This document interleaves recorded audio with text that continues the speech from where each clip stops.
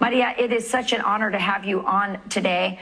Let's start with this. You received a letter from Vice President Harris recently to you and Edmundo González, the president-elect, essentially, of Venezuela.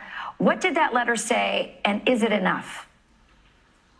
Thank you so much, Rachel. This is a huge opportunity to convey a message to all Americans in terms of this decisive moment Venezuela is going through. We received a letter from the Vice President. She recognized the courage of the Venezuelan people, our determination to fight until the end, because we will be free and we will bring our kids back home. Last July 28th was a huge victory of the Venezuelan people. We won by a landslide against all the obstacles of the dictatorship, with censorship, persecution, with no money at all. It was huge. We had over 1 million volunteers displayed all over Venezuela, and we were able to collect all the voting tally sheets. We digitalized them, we put them in a website for everyone to scrutinize and audit. So now everybody knows in Venezuela and abroad that Edmundo González is president-elect and Maduro was defeated. So you talk about the persecution of the opposition. You were a victim of that. You were actually banned from running. You were the most popular candidate. You were banned from running. In fact, many people say you were trumped. They had fake corruption charges thrown against you.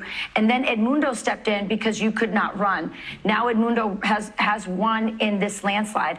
But many of the protesters who have taken to the streets, many of them young, brave kids, have now disappeared. They're being sent to re-education camps. They're in jail. They're being tortured. Tell us what's happening to them, and if anybody in the international community is coming to their defense.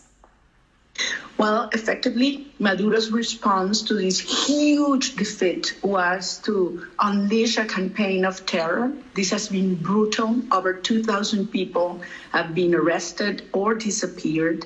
Volunteers that only work as getting the tally sheets and as observers of the polling process, of the voting process, their homes have been raided. There even have been marked with crosses on the doors of those houses. People are being stopped in the street and their cell phones are looked at and they get detained even if they tweeted or said something that supported us. Edmundo and myself, we've been accused of terrorists, and most of our team and colleagues are at this time in hiding to protect us, but we will keep on fighting, peacefully protesting, increasing pressure domestically and internationally until Maduro understands that his best option is to accept the terms of a negotiation that would bring us to a transition to democracy. What exactly, and I don't have much time, what exactly do you want the international community to do? What would help bring about justice in this election? First of all, the international community and the United States have to hold Maduro accountable and his criminal regime by all means possible. Secondly, Edmundo González has to be recognized as the president-elect because he is.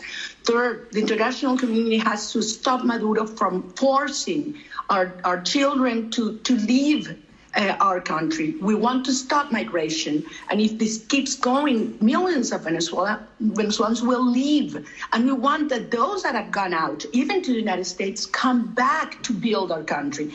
And we want to ensure you that we will ensure that Venezuela doesn't function as a dependent proxy of Russia and Iran, and as a hub of criminal organizations and drug cartels as it is right now. We will turn Venezuela into a democratic nation, truly engage with our partners in this hemisphere, including the United States, to promote security and prosperity for all. We have the chance now.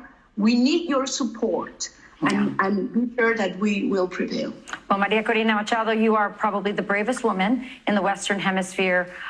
We pray for your cause, and we hope that people in the Harris-Biden administration are listening. Thank you for joining us this morning.